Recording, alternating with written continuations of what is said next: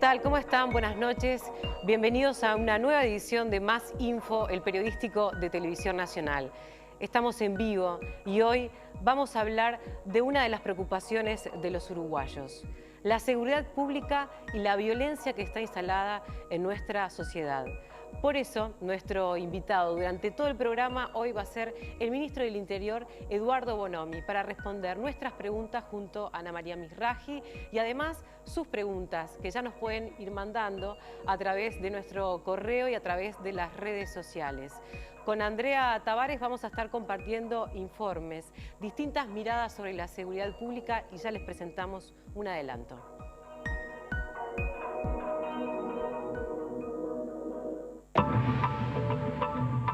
El tema de la preocupación por el delito y por la seguridad es un tema que está instalado hace 20 años en la agenda de la opinión pública. No hay que perder de vista esto, y también por una cantidad de razones y una cantidad de factores. Nosotros nos dimos cuenta que era importante unirse porque cuando nos pasó lo que nos pasó, en el caso nuestro, en mío particular, en el 14 de enero del 2009, Alejandro, para rapiñarlo, me lo matan, es mi hijo. Siempre hay un primer impacto emocional que es muy importante y que afecta a la persona en líneas generales, pero también al núcleo familiar. ¿Sí? O sea que también podríamos catalogarlo como una especie de afectación psicosocial, ¿sí? Que afecta a la persona, pero también a la familia donde vive esa persona. Me han robado acá en el comercio y me robaron en mi casa. Acá las dos veces de día.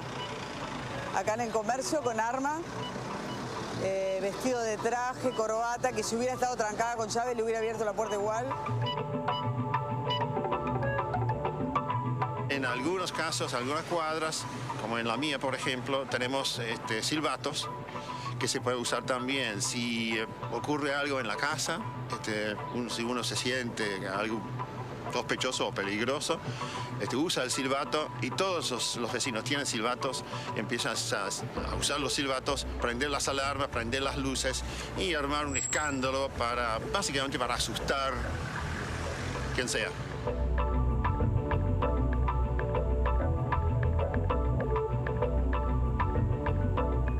Como les decía al comienzo, distintas miradas sobre una problemática que, según las últimas encuestas, Andrea, es una de las principales preocupaciones de los uruguayos: la seguridad pública. Sí, la seguridad pública, y vamos a comenzar por dos hechos que tuvieron impacto en estos últimos días, que generaron reacciones sociales, comentarios políticos y también análisis por parte del gobierno. Dos rapiñas que tuvieron características particulares, diferentes a lo que ocurre en las rapiñas que diariamente ocurren en Montevideo.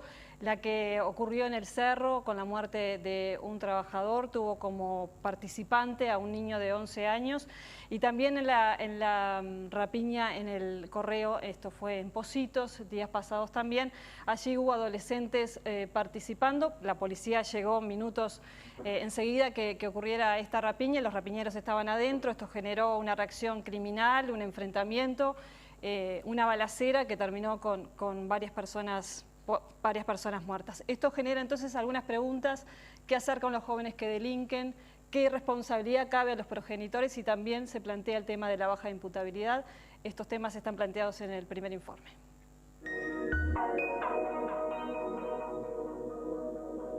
Cuatro adolescentes y un niño estuvieron involucrados en dos rapiñas en los últimos días que generaron impacto público. En un asalto en el Cerro murió un trabajador repartidor de gas y en el asalto a una dependencia del Correo en Pocitos murió un policía. A los adolescentes se les inició un procedimiento infraccional y fueron enviados al SIRPA, Sistema de Responsabilidad Penal Adolescente. El niño, por disposición de una jueza de familia, fue internado en un hogar de amparo.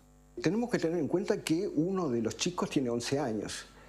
A los 11 años está más cerca de consumir una cajita feliz en McDonald's que en empuñar un arma. Yo creo que ese chico, antes de ser un peligroso rapiñero, como lo ve la sociedad uruguaya, fue un chico al cual le robaron la infancia. A partir de los 13 se les puede iniciar a los adolescentes proceso judicial y privarlos de libertad según la ley vigente. La marginación y la exclusión social determinan que haya núcleos muy duros a los cuales no le entran las políticas sociales, y eso ya es desde la niñez más tierna. La gran mayoría de los 1.100 jóvenes que están cumpliendo una pena tienen antecedentes y provienen de familias relacionadas con el delito.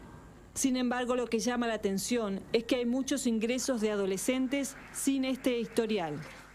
Creo que hay una cantidad muy importante de jóvenes, y esto es lo creciente, o este es el dato relativamente novedoso en el sistema, de jóvenes que cometen el delito para tener acceso a determinadas prendas deportivas fundamentalmente, o determinados bienes, un calzado deportivo obtenido con algún golpe y algunos empujones es un año en privación de libertad. Nos pasa que entran muchachos que cuando descubren que esto les significa un año se ponen a llorar desconsoladamente. Padres que vienen desesperados, que no tenían la más pálida idea que su hijo estaba en una situación de este tipo. Villaverde explicó que mantuvo un encuentro con el PIT-CNT porque muchos afiliados han presentado esa preocupación. Jóvenes que crecieron en hogares de trabajadores, sin embargo, caen en el delito. Yo no voy a ser como mis padres que trabajaron por 3 pesos o como otros a los que a veces los consideran, lisa y llanamente, giles. Eso que vos ganás en un mes trabajando, yo lo hago en 1 o 2 rapiñas. Esto pasa. Para quienes tienen un entorno familiar con tradición de trabajo y capacidad de contención, la tarea de rehabilitación es más accesible. Sin embargo, para otros es más complicado. Cada poco tiempo nosotros en la requisa de las visitas tenemos que presentar una denuncia por intentar pasar droga. Vos pensás con otra cabeza que no tiene nada que ver con este mundo de la privación de libertad, no te imaginás que si tenés a tu hijo, a tu novio, a un hermano privado de libertad, vas a hacer algo que no tenga que ver con los gestos de su recuperación y su reinserción en la sociedad. Si tus gestos son una parte del problema que a él lo llevaron a la privación de libertad, claro, esos pronósticos se ponen como sombríos, ¿no? Según pudo saber Más Info, horas después de la internación del joven de 17 años que participó del robo al correo, hubo un intento de rescate por parte de familiares y amigos que fue desactivado por un operativo policial. Creo que hoy hay una relación de mucha tolerancia, casi de barra brava, de te hago el aguante, porque vos te la jugaste. Hace unos años, los estragos de la pasta base eran centrales en la explicación del aumento de la delincuencia violenta. Mi percepción es que se ha estabilizado el consumo de pasta base. O sea, la población a la cual accedió, en un principio no se sabía lo que pasaba. Entonces fumabas, quedabas enganchado y tal. Ahora todo el mundo sabe qué pasa si fumas pasta base, que quedas arruinado, como dicen ellos. El hecho del correo, sumado a otros, generó una marcha el pasado viernes reclamando medidas duras hasta la pena de muerte. Claro, esto impacta mucho en la opinión pública, no juega a favor de quienes estamos en contra de bajarle a la edad de imputabilidad, o sea que creemos que esa no es la respuesta que debe darse. Opaca las cifras que te acabo de decir, la baja de un 30% en las rapiñas de un año para el otro, simplemente cerrando la puerta giratoria de la fuga. Y bueno, pero la vida es así. Eso es muy llamativo, eso no responde a la realidad delictiva que efectivamente cometen los adolescentes, sino que tiene que ver mucho más con un estado de la opinión pública que es asumido por el sistema político, que piensa que los problemas se resuelven legislando cada vez más severamente, creando más cárceles y poniendo más gente presa. El 26 de octubre de 2014 se plebiscitará una reforma constitucional que en esencia baja de 18 a 16 años la edad de imputabilidad penal, además de otras medidas. Notoriamente la situación se ha ido empeorando en grado sumo. No pensamos que todo el tema de la seguridad pasa por la situación de los menores, pero sí es un ingrediente más. Hoy en día hemos advertido que los menores actúan con otros criterios de los que antiguamente y con las normas que venimos heredando desde hace mucho tiempo planteaban. Hoy en día hay otro grado de conciencia en la delincuencia de esos menores cuando actúan. El sociólogo Moraz estudió los diferentes proyectos, cerca de 15 que se han presentado desde la salida de la dictadura. Es sumamente llamativo que el doctor Sanguinetti, el doctor Lacalle, el doctor Jorge Valle, que hoy apoyan la baja de la edad de imputabilidad penal, no la hayan instrumentado cuando tenían la mayoría parlamentaria. Las últimas encuestas de opinión pública indican que cerca del 60% de los uruguayos está a favor de bajar la edad de imputabilidad. Bueno, hay una larga tradición de plebiscitos en Uruguay que muestran que el nivel de adhesión previo al plebiscito, medido a través de la encuesta de opinión pública, luego no se refleja en los votos en las urnas. Algunas de las medidas que se tomaron para revertir la situación han tenido resultados. Por ejemplo, el número de fugas cayó de 1.200 en 2009 a 30 el año pasado. Eso significaba que un mismo joven se fugaba 3 o 4 veces, cometiendo delitos cada vez más graves. La policía vivía correteando atrás del mismo chiquilín 4 veces en el año. No solo eso, cada retorno era con faltas peores que las anteriores. Además de que los adolescentes pasan a estar un mínimo de 1 año privados de libertad por la nueva legislación, se incrementaron los talleres de estudio, deporte y trabajo. Actualmente, jóvenes que cometieron delitos están trabajando en la construcción o embarcados en la pesca. Hay decenas de jóvenes que en este momento se están capacitando laboralmente, hay decenas de ofertas laborales y decenas de jóvenes que están trabajando ya. Asimismo, se proyecta crear centros regionales en el interior del país. Y nos parece que hay muchachos que, si nosotros los manejamos más cerca de su medio, evitamos cierto proceso de contaminación negativa o que terminen admirando a figuras que más vale la pena no imitar.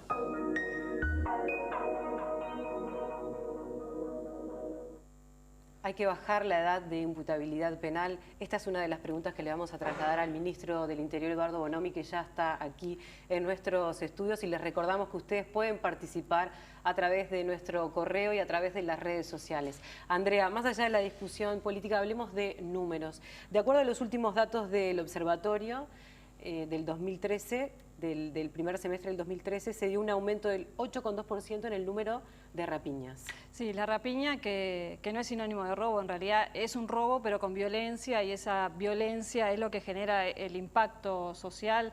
Violencia que a veces puede ser un empujón en la calle, pero que la mayoría de las veces tiene un arma de por medio, genera heridas y a veces genera muerte. Por eso lo del impacto, y por eso lo del impacto en la víctima y también en su entorno. Las víctimas han comenzado a organizarse ya desde hace un tiempo, han llevado reclamos concretos, han habido respuestas por parte del gobierno que tienen que ver con una ayuda, un subsidio económico y también con ayuda psicosocial para la familia que muchas veces recibe esto como respuesta, pero que no es completa. Principalmente cuando quien se pierde es un ser querido durante una rapiña, o como el caso de Graciela Barrera, que perdió a su hijo ya hace 3 años.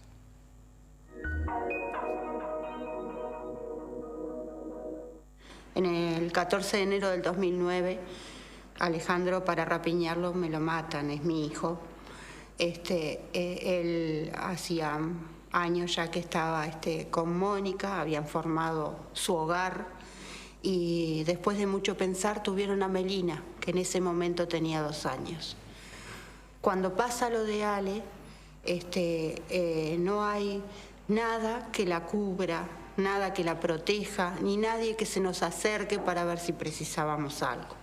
La pérdida que sufrió Graciela con el asesinato de su hijo la llevó hace más de 4 años a formar la Asociación de Familiares y Víctimas de la Delincuencia, organización que hoy reúne a más de 30 personas. La muerte de Ale no podía quedar así, tenía que servir para algo.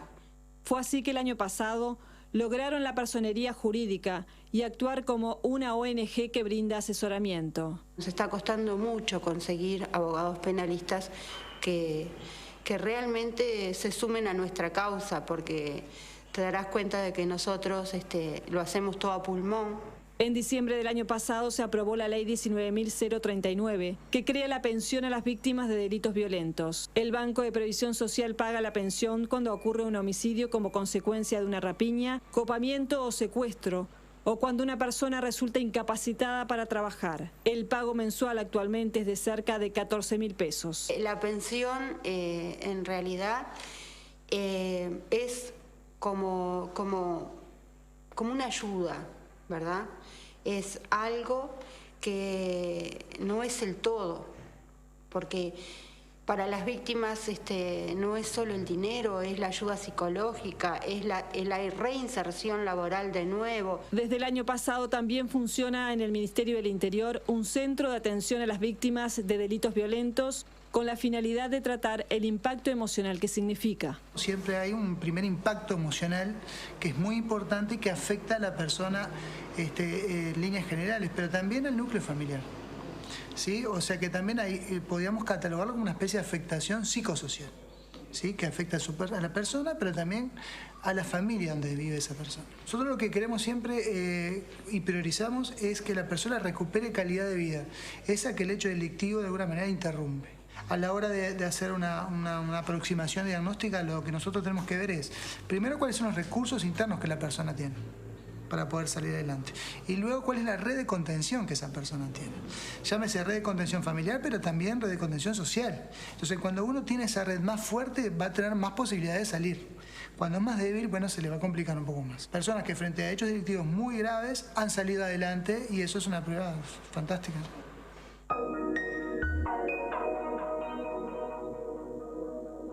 Seguimos avanzando en Más Info y Andrea, actualmente hay consenso entre los técnicos que has consultado sobre un aumento en la violencia que hay en la sociedad. Sí, los especialistas, especialmente los sociólogos, a veces les resulta difícil hacer una afirmación tan tajante, pero sí hacer como una evolución, por lo menos histórica, de lo que es nuestro país, el hecho de la violencia y el aumento de delitos. Vamos a ver brevemente en unos minutos lo que dice el sociólogo Paternain sobre esto, pero veíamos a Luis Moraz, que también es sociólogo y que hacía un análisis sobre lo que es la minoridad en Uruguay y precisamente escribió un libro que es de consulta y de referencia que tiene que ver con los hijos del Estado, y allí lo que hay es una recopilación sobre los proyectos que se han presentado de baja imputabilidad desde la salida de la dictadura, y lo que llama la atención ahí, y está en este libro y se los recomiendo leer, es la exposición de motivos que hacen los legisladores, que hablan de una sociedad de hace 30 años, pero que ese discurso tiene una vigencia, y eso explica un poco lo que es la percepción de la inseguridad que a veces tenemos, y de eso habla el siguiente informe.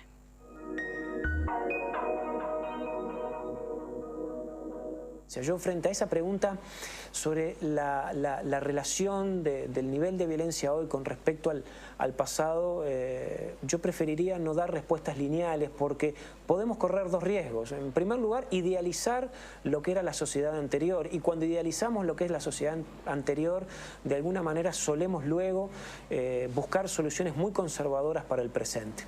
La sociedad, por ejemplo, de fines de la década del 50, la década del 60, y ni que hablar, la década del 70, tenían niveles importantes, no solo de violencia política, sino también importantes niveles de violencia social y de violencia relacional, en donde el delito jugaba un papel muy importante.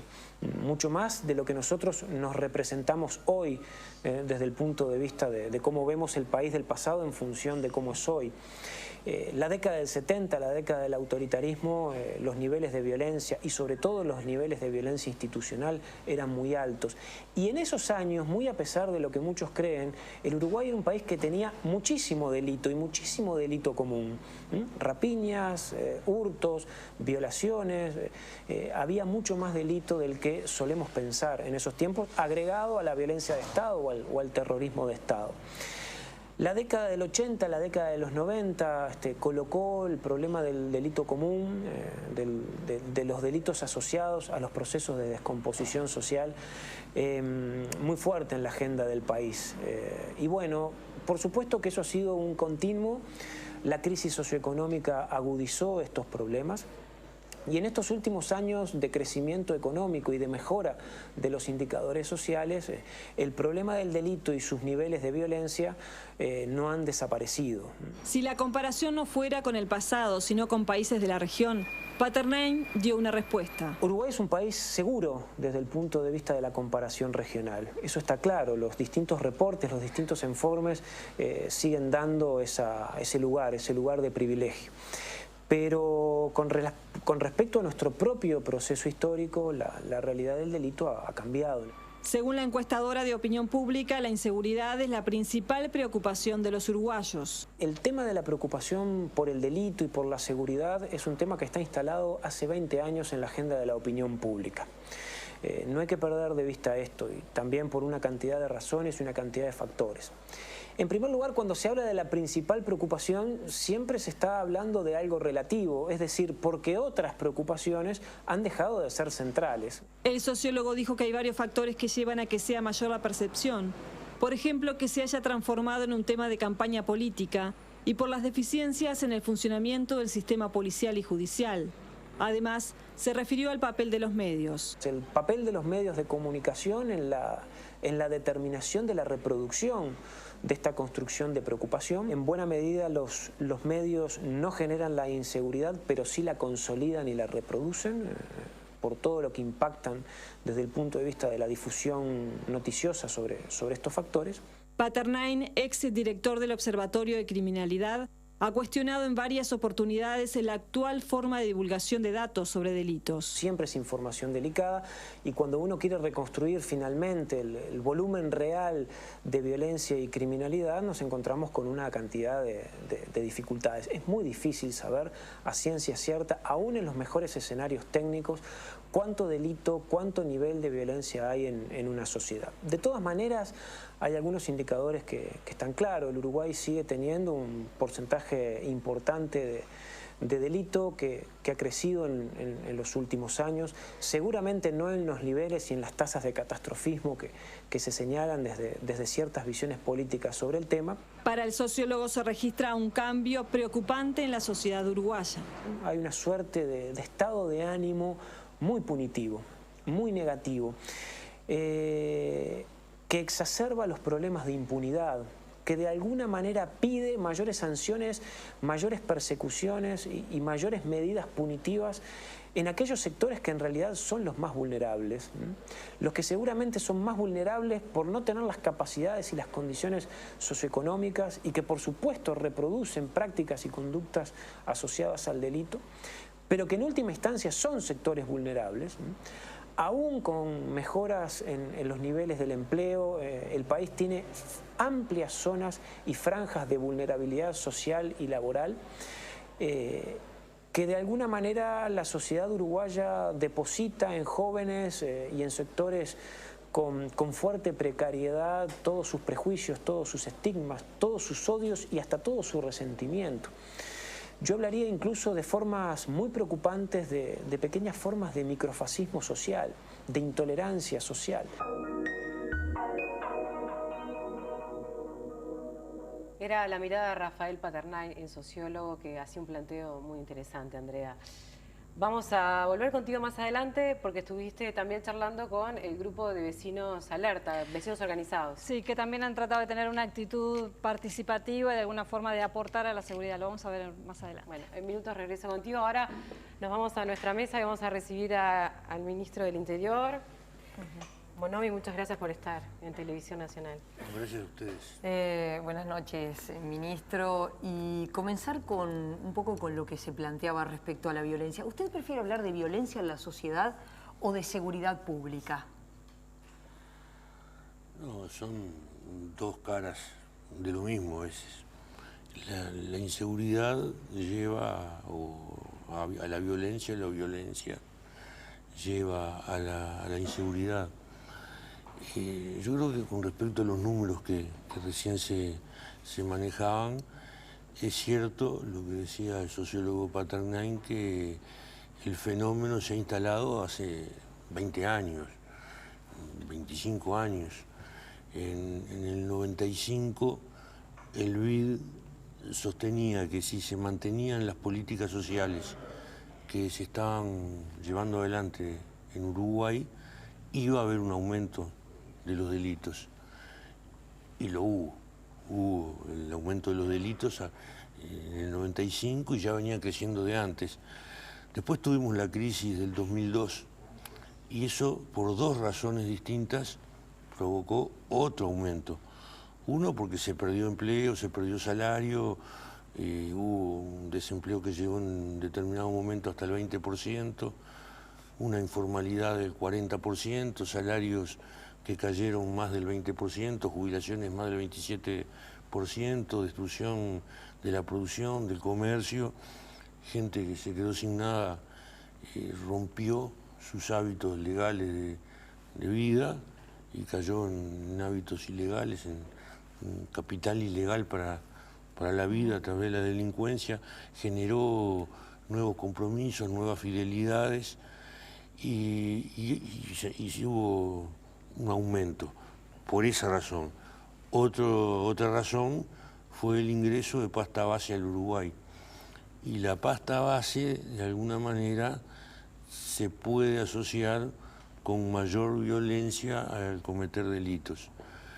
Luego vino la recuperación económica, pasamos a las tasas más bajas de desempleo, se recuperó con creces el salario perdido, las jubilaciones, hay estabilidad económica, mejoró la producción, el comercio, pero no es automático que cuando se comenzó a delinquir como producto de la crisis, cuando esa crisis se aleja, la gente vuelve a lo mismo. Las fidelidades que creó con gente vinculada a la delincuencia no permite que uno salga rápidamente. Perdió habilidades para el trabajo, ganó otras habilidades.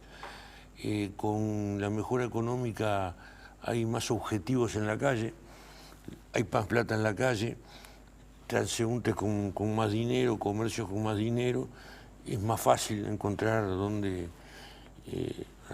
robar y bueno, y se mantuvo ese crecimiento de los delitos. Los delitos los podemos calificar: hurtos, rapiñas, copamiento, homicidio.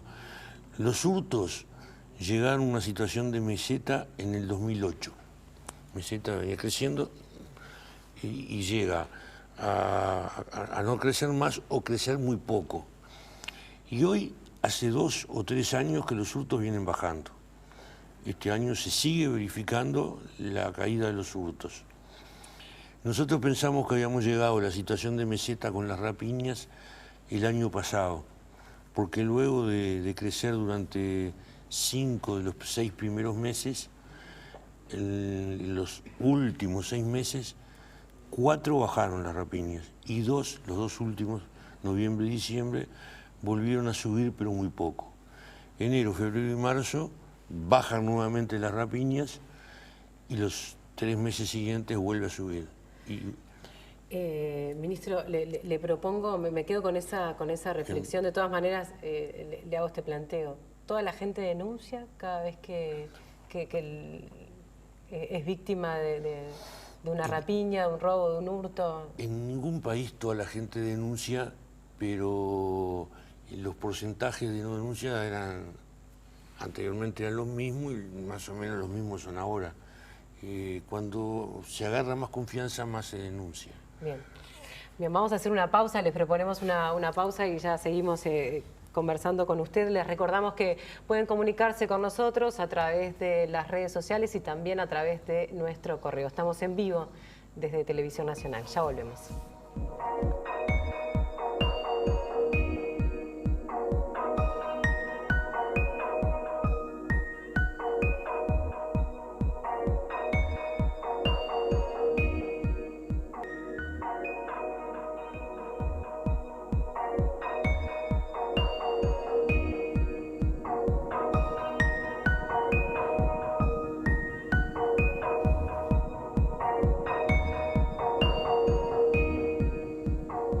Estamos junto a la Maya Mizrahi con el ministro del Interior, Eduardo Bonomi, hablando de la seguridad pública, de la violencia y recién antes del corte usted nos ponía sobre la mesa algunas cifras que quiere aclarar, ¿no? Hurtos, rapiñas. Sí, yo decía que justamente la disminución de los hurtos, el aumento de la rapiña significa un aumento de la violencia. Y además hubo un aumento el año pasado de los homicidios.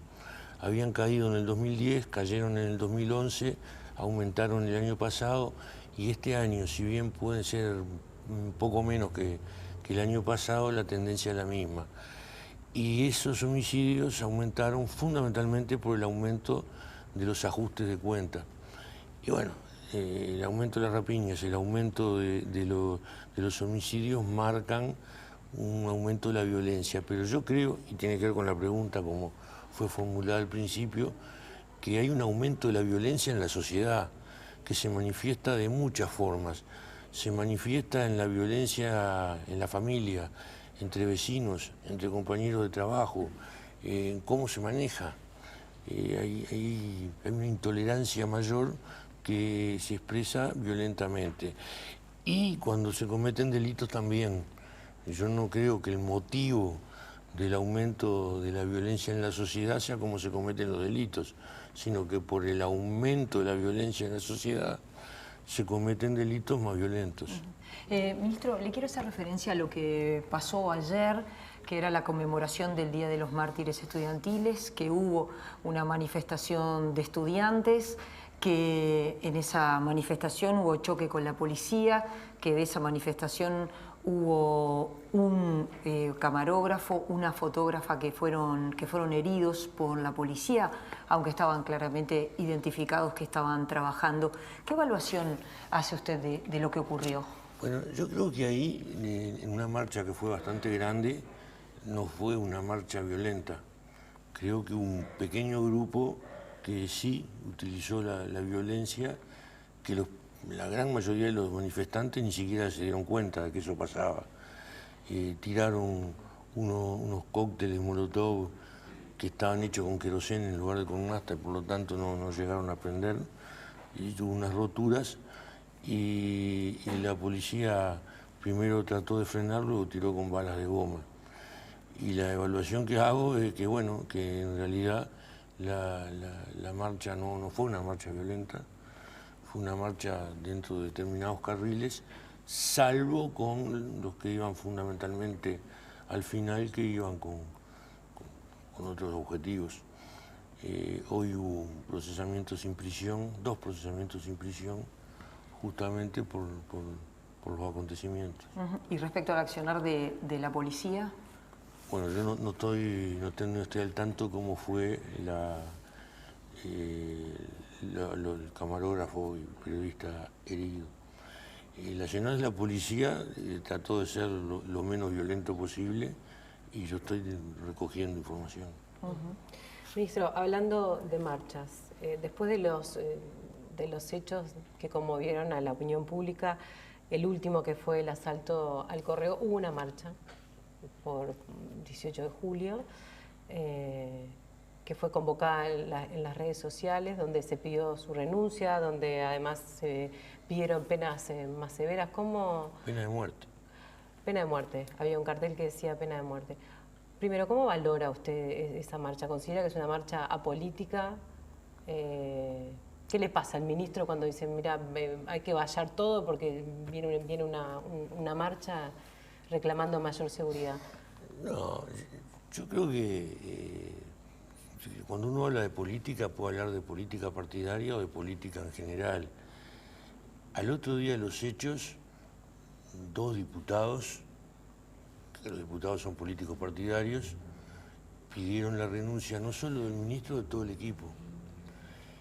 Y después de noche, el mismo día, en una toma que se hizo de distintos canales de televisión, de un grupo de vecinos, que no se veían más de 10 o 12, había una señora que pedía la renuncia y que había estado muy vinculada en trabajo como secretaria de uno de los diputados.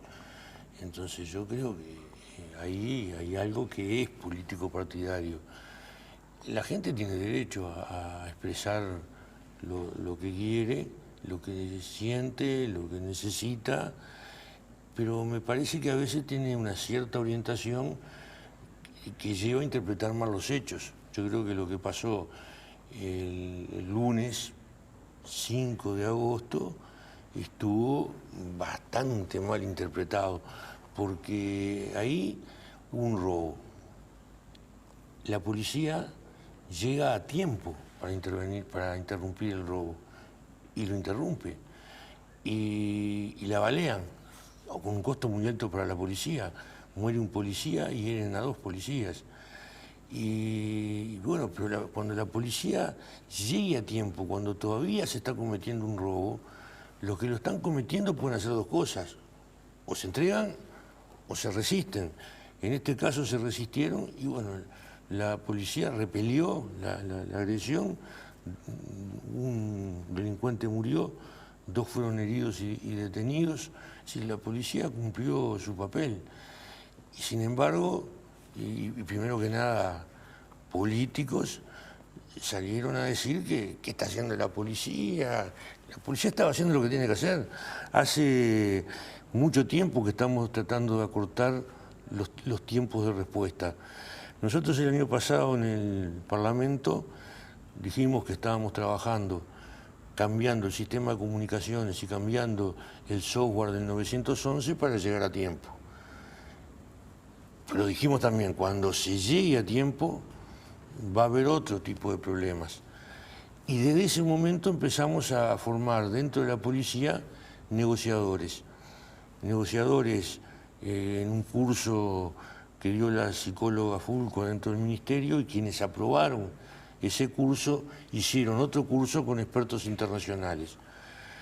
Entonces lo que pasó el otro día es lo que puede pasar cuando la policía llega a tiempo. Este último lunes, hubo un intento de rapiña, 4 encapuchados en un vehículo que fueron denunciados por una señora que lo vio. La policía llega antes que se cometa la rapiña, los encapuchados la emprenden a tiros contra la policía responde y detiene por lo menos a 3 de los que iban a... Llegó antes que se cometiera el delito. El otro día, el mismo día, en Positos también, 2 hombres en una moto roban a una señora. Una persona que pasaba lo denunció, llegó la policía, detuvo a quienes robaron a la señora, le devolvieron las cosas a la señora. Llegaron a tiempo. Y ya hace unos meses que estaba llegando, no en el transcurso de la rapiña, pero sí cuando terminaban. Y hubo persecuciones, tiroteos y detenciones con recuperación de los objetos robados porque está achicando los tiempos de respuesta. Nosotros esperamos que se siga achicando. Cuando eso pasa el otro lunes, bueno, sucede todo lo que sucedió, una marcha en la que por otra parte había 3 grupos. Uno pedía la renuncia del ministro y el equipo, otro pedía la pena de muerte y otro pedía medidas. Se pelearon entre los 3 grupos. Bueno, esa fue la marcha que hubo. Tienen derecho a hacerla, pero me parece que no es la forma de lograr mejores niveles de seguridad. Ayer lo esperaban en Positos. Me invitaron, pero... Había una reunión prevista en Sí, me invitaron, pero... ¿Qué pasó? Y primero me piden la renuncia, después organizan una marcha y después me invitan a conversar. Podemos hacer al revés. Primero conversamos, después vemos qué pasa. Pero... me parece que no es el modo, entonces no. Más allá de que tenía otras cosas a esa hora, no me parece el modo de entablar una relación de diálogo. Ministro, ¿y usted cómo convive con ese descontento que hay en sectores de la población que de forma permanente cada vez que ocurren hechos piden su renuncia? Que yo no me voy a medir por el pedido de renuncia que va a ser todavía mayor a medida que se acerquen las elecciones. Yo me voy a medir por lo que nosotros evaluamos que está sucediendo y cómo encontramos la situación del delito cuando entramos al ministerio y cómo encontramos al ministerio y a la policía preparado para enfrentarlo. Nosotros creíamos que estaba muy lejos de eso. El despliegue de las comisarías en el Uruguay es del año 40, la tecnología que se usaba para el 911 es del año 60, los periodistas y los delincuentes nos interferían las comunicaciones con total facilidad, por lo tanto sabían a dónde estábamos yendo. Insisto, tanto los periodistas, que a veces llegaban antes que la policía, como los delincuentes que huían antes que llegara la policía. Entonces tuvimos que cambiar el sistema de comunicaciones, hoy tenemos un sistema moderno. La policía estaba organizada para reprimir los delitos que ya se habían cometido, no estaba organizada para prevenir y evitar que se cometieran los delitos. Tuvimos todo un proceso de reestructura, todavía sigue, pero ya está muy afinado. Se compró tecnología, vehículos. No hicimos lo que hicieron otros ministros, que cuando querían mostrar vigilancia en 18 de julio retiraban los patrulleros de las zonas marginales, o iban a una cooperativa de vivienda, se comprometían con los vecinos y durante 10 días llevaban varios patrulleros y motos, después iban a otro barrio alejado. ¿A quién se refiere? ¿A qué ministro? Me refiero en general. En general. Pero bien. No del periodo frente amplista. Bien. Sí el periodo anterior al periodo frente amplista. Cuando iban a otro barrio llevaban los patrulleros que habían llevado a la zona de la cooperativa, iban rotando. Nosotros compramos 210 patrulleros, ahora estamos comprando 150 más, los sumamos al proceso. Cuando se produce el problema en la seccional 14, que denuncian un robo y le dicen que no hay vehículos, la seccional tenía 20 vehículos y en ese momento operativos a esa hora tenía 3 o 4. Comprobamos que eso era así por el sistema del SICOMBE y el sistema TETRA que tiene georreferenciados los patrulleros. Comprobamos que había patrulleros, que había uno a 11 cuadras exactas de la casa donde se produjo el problema, y bueno, en el sumario de los responsables de la comisaría lo pasamos a la justicia. Lo mismo pasó en la seccional 18, pero con el sistema de control comprobamos que no era cierto lo que decía el comerciante. Por lo tanto, ahí los mandos estaban en lo justo. O sea, tenemos esa capacidad de mejorar la respuesta, pero organizadamente, sistemáticamente, y pensamos que en algún momento va a dar resultados. Por lo tanto, nuestra estrategia pasaba por preparar a la policía para la situación que se estaba viviendo, pero prepararla permanentemente. Por Precisamente a ese punto quiero llegar. ¿La policía está preparada, está capacitada? Los policías que están en la calle, en Radio Patrulla, ¿cuánto tienen de formación? Porque una de las preguntas que se hacían es, bueno, ¿realmente la policía está preparada para disparar? ¿Disparan mejor los delincuentes que la policía? Hay un... Se lo planteo se dijo el otro día, fue de las cosas que se dijo. Se dijo que las armas no eran adecuadas. Hay gente que habla de las armas, no tiene idea. Era un lugar cerrado y chico. Las armas más adecuadas para entrar en ese lugar era lo que llevaba la policía, Glock 9 milímetros. Llega a llevar una metralleta y la gente que está, los civiles que están reducidos, no se sabe qué puede pasar. Le llegan que la policía las tiene esas armas, pero no las usa para eso. Tiene AK-47, AK-103, no va a tirar con AK-103. La bala de AK atraviesa a 4 personas juntas. Entonces uno tiene que usar el arma adecuada para el lugar donde está.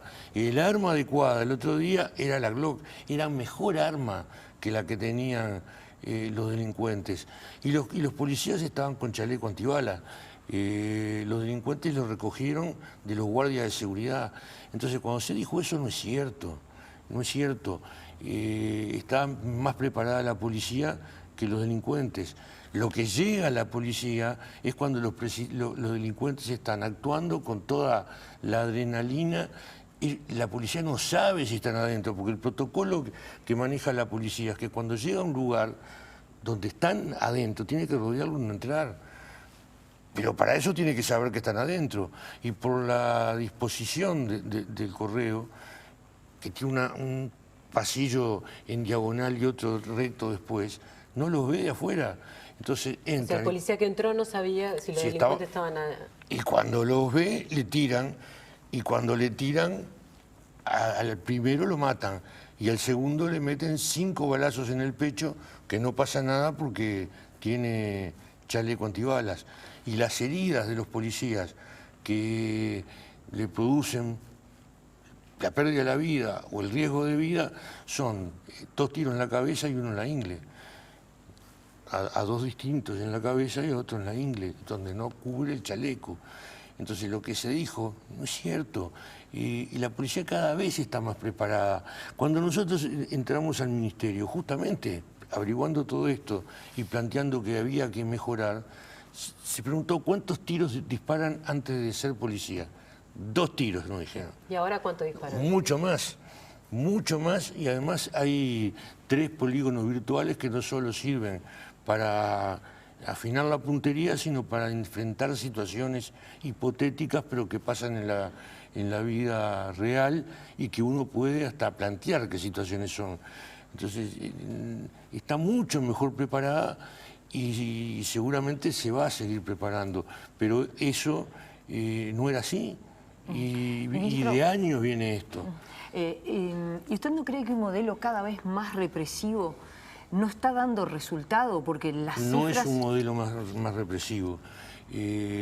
La reestructura que nosotros hicimos es justamente tratando que las comisarías tengan como cometido principal la policía comunitaria, que es la policía de proximidad, la policía de cercanía con los vecinos, la que conoce a los vecinos, conoce los movimientos del barrio y que es la policía preventiva. Para hacer eso justamente se reestructuró, llevando la estructura actual, una jefatura, 4 zonas territoriales y una zona especializada.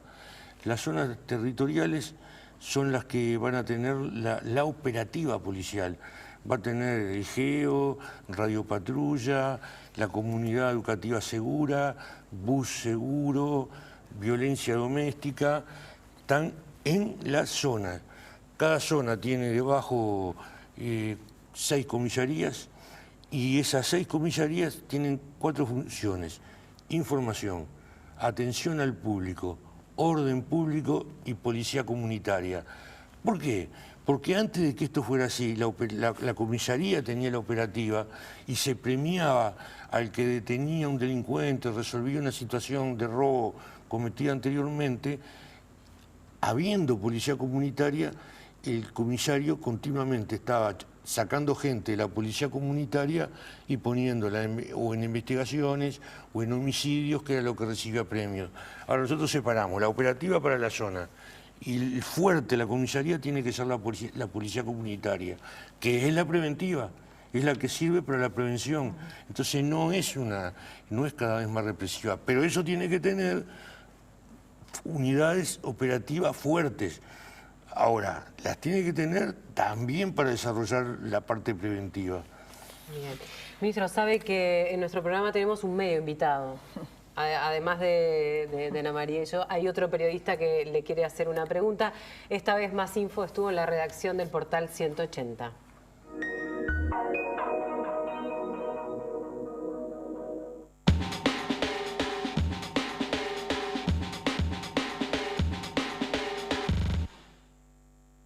Su mujer, la diputada Susana Pereira, asidua concurrente a la tribuna Ámsterdam y reconocida hincha de Peñarol, dijo en más de una oportunidad que concurre a la tribuna para calmar los ánimos entre la policía y los barras. A ella además se la cuestionó recientemente en las elecciones internas del MPP por llevar barras de Peñarol a votar. ¿No resulta amateur que una diputada ante situaciones de violencia intente calmar los ánimos de ambos lados? ¿Y no se transmite además un mensaje ambiguo y contradictorio ante los intentos que, según informa el Ministerio, hace para terminar con la violencia en los estadios?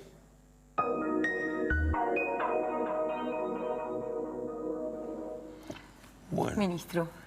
Primero creo que en el fútbol lo que hay son hinchas, ¿no? Son los auténticos hinchas.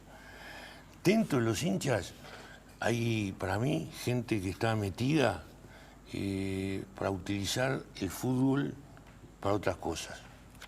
Y actúan violentamente y forman parte de la violencia en la sociedad de la que hablamos hoy. Y hay hinchas que no están en eso, pero se dejan llevar por eso, y eso es lo que comúnmente se le dice barra brava, copiando a los argentinos, que son los que iniciaron esto, y nosotros muchas veces no queremos determinada cosa de los argentinos, pero terminamos copiándola.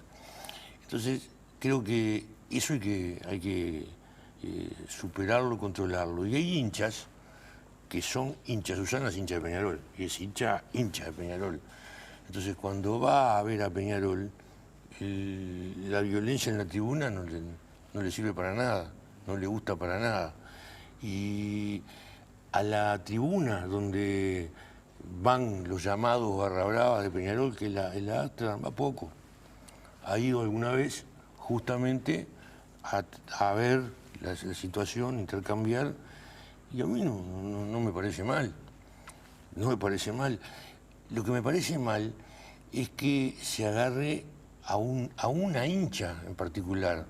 Pero hay hinchas, muchos hinchas en la política y de distintos partidos que son hinchas de algún cuadro, destacados hinchas, nunca se habla nada. En este caso se habla, me parece que es un error. Me parece que sirve para caricaturizar las cosas.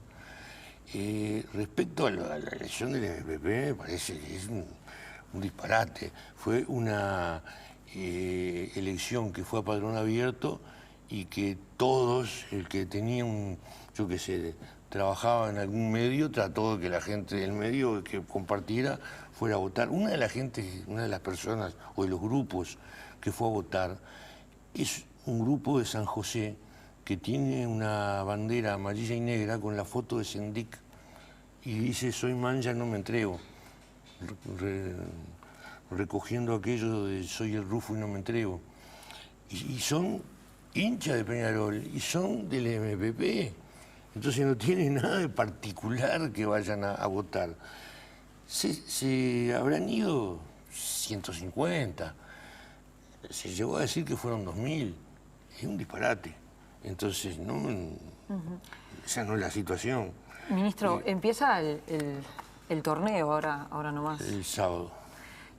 ¿Cómo se está para este inicio de torneo? ¿Cómo está la preparación? Hay un hecho nuevo. Hace pocos días se votó la ley de faltas. La ley de faltas, se terminó de votar, ya tenía media sanción.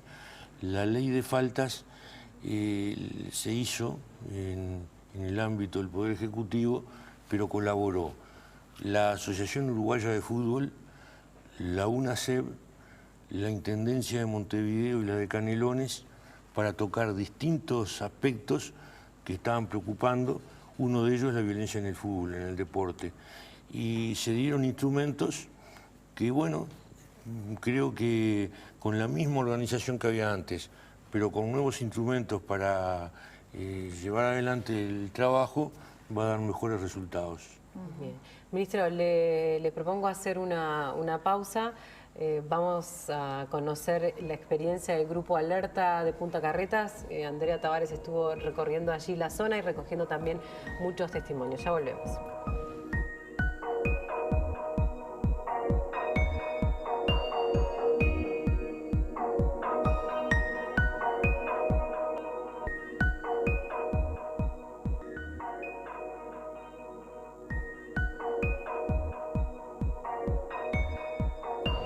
Seguimos, estamos en vivo, ya casi las 22:30, estamos un poco pasadas de tiempo. Andrea, ¿conociste la experiencia de Vecinos Alerta en Punta Carretas? ¿Cómo se formó ese grupo? Sí, como hemos visto a lo largo de este programa, no hay una sola explicación, un único responsable de lo que es la inseguridad. Por eso los vecinos de Punta Carretas quisieron como participar de alguna forma, algunos movidos por el miedo porque fueron objetos de algún tipo de delitos, pero otros comprometidos un poco con el entorno y con estas armas, un silbato y un cartel en la casa de Vecinos Alerta. Esa era la forma que tuvieron estos vecinos, que se han organizado y que realmente ha tenido impacto en el barrio, lo vemos.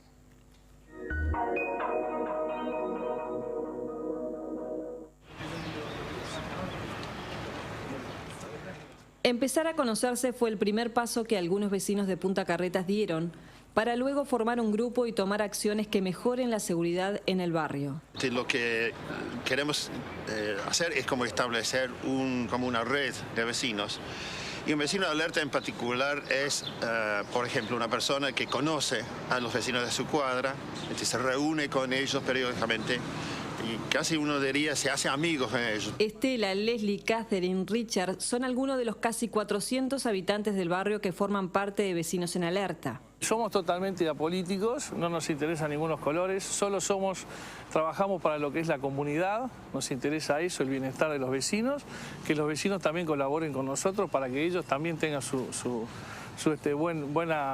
buen estilo de vida, que es lo que nos corresponde a todos. Jardines enrejados, terrazas con cercos electrificados, ventanas con rejas, alarmas, garitas con guardias y cámaras de seguridad son parte del nuevo paisaje de Punta Carretas. A pesar de estas medidas, la cantidad de robos aumentó en los últimos tiempos y se realizó un reclamo a la seccional 10ª. En primera instancia ellos nos decían que no, que acá no había robos. El tema era que ellos, claro, no tenían las denuncias, no habían denuncias de la gente. La gente era robada, rapiñada, pero no hacía las denuncias. Entonces para eso nosotros hicimos una encuesta, para demostrarles que no era así, no era cierto. Mientras los robos se sucedían. Me han robado acá en el comercio y me robaron en mi casa. Acá las 2 veces de día. Acá en el comercio con arma, vestido de traje, corbata, que si hubiera estado trancada con llave le hubiera abierto la puerta igual. A mi socia le pusieron la pistola en el estómago y mi socia media loca lo sacó a empujones, no le dio la plata, lo sacó para atrás y el tipo despistado se fue corriendo, no nos pasó nada. Y allá en mi casa me vaciaron la casa entre las 12 y la 1 del mediodía. En la encuesta que realizaron en 400 hogares del barrio, muchos vecinos afirmaron haber sufrido robos, no la mayoría, aunque sí fue alto el porcentaje de los que dijeron sentirse inseguros. Y lo que pudimos sacar de esa encuesta en realidad fue cuáles eran las calles en las que primero deberíamos tener que actuar, porque eran las calles donde se producían más robos. Después pudimos definir también qué tipos de robos los que más estaba afectando a Punta Carretas, en los cuales salieron que los robos a los autos eran bastante altos y los robos a las casas. Era lo principal en lo que teníamos que enfocarnos. Eso fue lo que nos pareció más importante. Y también cuál era la visión que tenía la gente respecto a lo que estaba haciendo la policía en el barrio, si estaba actuando, si no aparecía. Luego del diagnóstico volvieron a reunirse con el comisario. Actuó de la mejor manera, se enfocó en los temas que él sintió que era importante de la encuesta y creo que eso en realidad colaboró bastante para poder actuar realmente en los problemas que tenía el barrio. Este fue el principio de una nueva forma de relacionarse entre vecinos y la policía. Nosotros teníamos que colaborar con las autoridades, no ponernos enfrente a las autoridades, sino que colaborar con ellos. De forma conjunta y con el apoyo de cada vez más vecinos, se iniciaron las acciones para mejorar la seguridad y empezó a tomar forma Vecinos Alerta. Cada uno sabe cómo actuar. Intercambian datos de comunicación con ellos para que se puedan llamar. Se vigilan entre ellos, o si vigilamos las propiedades, las pertenencias de los vecinos. Y si pasa algo, si hay algo sospechoso en la vecindad, llama a la casa, a la vecina, y si es necesario, llama a la comisaría, al 911. O sea, es como un sistema de protección entre los vecinos. En cada una de las 54 cuadras se está formando a un vecino para que sea el referente en esa calle. También se implementaron nuevas formas de estar alertas. En algunos casos, algunas cuadras, como en la mía, por ejemplo, tenemos silbatos que se puede usar también si ocurre algo en la casa, si uno se siente algo sospechoso o peligroso, usa el silbato y todos los vecinos tienen silbatos, empiezan a usar los silbatos, prender las alarmas, prender las luces y armar un escándalo básicamente para asustar quien sea. Además de mejorar la relación entre los vecinos y la policía, se buscó potenciar el contacto con trabajadores ocasionales para sumarlos a la comunidad. Es el caso del cuidacoches de la calle Tabaré. Ellos son gente que están en la calle permanentemente, conocen los vecinos, entonces creemos que es de nuestro interés trabajar con ellos, apoyarlos, ayudarlos y tratamos de poner todo en orden para los cuidacoches, o sea, conseguir documentación, por ejemplo, hasta la ropa estamos proporcionando, o sea, para que ellos estén de nuestro lado, por decirlo así. Fue así como Eric fue integrado por los vecinos. Acá los vecinos me quieren mucho, me dan agua caliente. El día que vine no tenía carnet de salud, no tenía permiso para ir a coche, estuve enfermo, me llevaron al hospital, ella y todo. Y hoy tiene un rol a cumplir en el vecindario. Y ayuda a los viejitos, tengo una viejita acá que vive en el edificio, allí, y la ayuda a llevar, cuando viene va a comprar verduritas, le estoy el carro a la casa a veces. Y todo así, también ayuda a la señora Eduardo cuando viene con el carrito a veces. Me dice, y acá me ven, luchándola. Eduardo destaca el trabajo que se ha hecho en conjunto. Nosotros tratamos de recuperarlo. Él se arrimó como se arriman todos. Pero cuando vimos las buenas intenciones y la manera de ser que tenía él, que tenía el alma todavía, estaba pura, nosotros tratamos de pulir las partes externas, que eran las que se veían, ¿no es cierto? Y tratamos de inculcarle de que se comportara correctamente. Antes de fin de año se realizará una nueva encuesta para medir el impacto de las medidas. Fue importante el impacto. No sé qué pasaría si no nos hubiésemos organizado y no hubiésemos acercado a las autoridades a nosotros. Más allá de lo que muestre la encuesta, la evaluación es positiva, porque han recuperado el sentido del barrio y saben que estar organizado es la forma de cambiar su entorno. Todo ha sido una experiencia extremadamente positiva, mucho más que yo había anticipado, sinceramente. Es el barrio, es tu barrio de toda la vida y queremos con el grupo que se vuelva a ser barrio, ese es el tema. Bien, ministro, ¿qué le parece esta experiencia? Bien, yo creo que la gente que se está organizando, hay mesas locales de convivencia y seguridad ciudadana, las que mejor lo hacen son las que tratan de complementar a la policía y no las que tratan de sustituir a la policía. Hay gente, no en las mesas, pero hay gente que cree que hay que armarse y actuar como si fuera la policía. Y ahí complica las cosas para el futuro. Yo creo que lo que funciona mejor es esto. En Punta Gorda también había un grupo que se organizaron cuadra por cuadra con un silbato. Cuando hacían sonar el silbato sonaba y disuasivo. La última, ministro. ¿Su idea es quedarse hasta el final del periodo o salir para encarar alguna campaña electoral? Eso lo tenemos que conversar con el presidente. El presidente pidió que se le diera una idea, cada uno lo que iba a hacer, y lo tengo que conversar con el presidente. Lo tiene que pensar. No, lo tengo que conversar con el presidente. ¿Ya lo pensó? Sí. ¿Usted qué quiere? Conversarlo con el presidente. Bien, bueno, yo los despido, me voy al encuentro de Andrea porque ya vamos a hacer el adelanto para el próximo programa. Andrea.